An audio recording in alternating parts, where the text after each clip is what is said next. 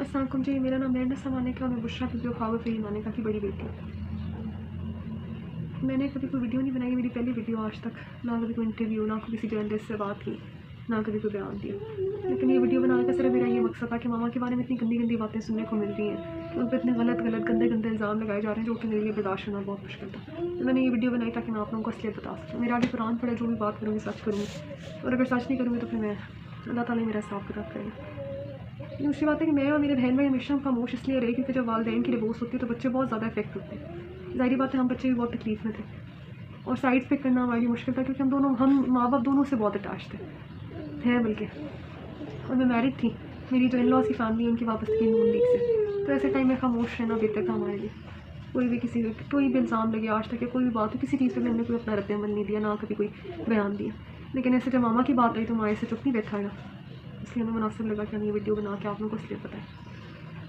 पहली बात तो भी रिसेंटली किसी ने उन पर इल्ज़ाम लगाया जी वो अमलियात करती थी और मेरे पापा अमलियात के असर में थे, इसलिए पहले कभी उनके बारे में कोई बात नहीं की। ये सरासर झूठ है, झूठा इल्ज़ाम है। मामा को दीन के बारे में जानना, दीन के बारे में पढ़ना, दीन के बारे में नॉलेज हासिल करने का बहुत शौक था, पैशन था उनका।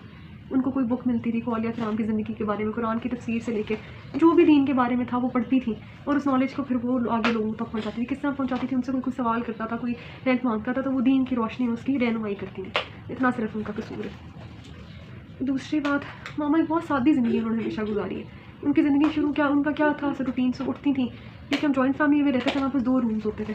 मैं सबसे बड़ी बहन हूँ, हम 5 बहन भाई। तो उनकी रूटीन थी सफाई करा के जानवर बिछा लेनी, वहीं पर खाना, हम बच्चों का दस्तरखान भी वहीं होता था, हम खाना उठना बैठना, इवन होमवर्क तक हम उनके पास बैठ नहीं करते थे, हर वक्त हम मामा के पास होते थे। और उनकी कोई सोशल लाइफ नहीं थी, उन्होंने सारा टाइम सिर्फ अपने बच्चों के लिए और सिर्फ ये दीन की एजुकेशन यानी दीन के बारे में जानना पढ़ना इसमें लगा दिया, पूरी ज़िंदगी सिर्फ इस काम पर लगाई।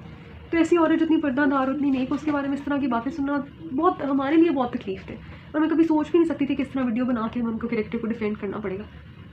लेकिन खैर, दूसरा उनकी बात की गई जी कि इद्दत में उन्होंने कहा कि मेरे बहन भाई क्योंकि छोटे थे, मामा घर में ही इद्दत जो शरई इद्दत होती है वो टाइम पूरा करके गई थी। मामा का रूम अलग हो गया था बाबा से, क्योंकि बहन भाई छोटे थे, शायद उनको अंदाज़ा नहीं था, मैं अंडरस्टैंड करती थी इस चीज़ को।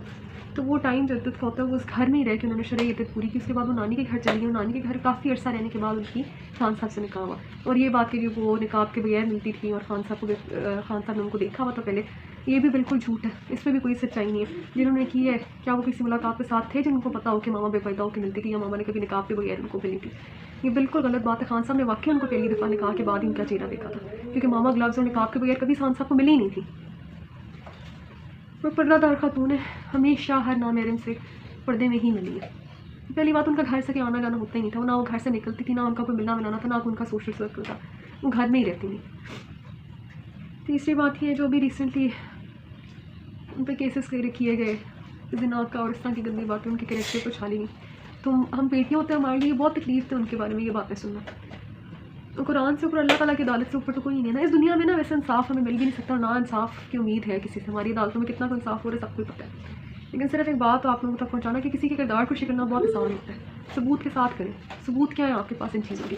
ज़िना करती थी वो, अमलियात करती थी, किसी अल्लाह ताला ने कहा कि किसी नेक औरत के ऊपर तोहमत लगाना बहुत बड़ा गुनाह है। और जो लगा रहे ना, मुझे यकीन है कि वो अल्लाह ताला उनका खुद ही उनको इस चीज़ का वो देगा। मुझे कुछ कहने की ज़रूरत नहीं है। अल्लाह ताला शहंशाह है और हमने अपना हर केस जो है वो अल्लाह ताला की अदालत में छोड़ा है, क्योंकि इस दुनिया में तो किसी से इंसाफ की कोई उम्मीद नहीं, ना किसी रिश्तेदार से और ना ही हमारी अदालतों से। लेकिन सिर्फ बताने का मकसद ये था कि कुरान पे हाथ रख के इस चीज़ की गवाही देते हैं कि हमारी माँ वाकई बहुत नेक औरत है और उन पर लगाए हुए तमाम इल्ज़ाम, सारी गंदी बातें बिल्कुल बेबुनियाद और झूठी है। क्योंकि हम बच्चे हैं, हमारे से ज़्यादा उनको कोई नहीं जानता। फिर लतीफ़ ड्राइवर होगा या कोई भी नौकर होगा, उसकी गवाही से ज़्यादा आगे हमारी बात है, क्योंकि हमने उनके साथ ज़्यादा टाइम गुजारा।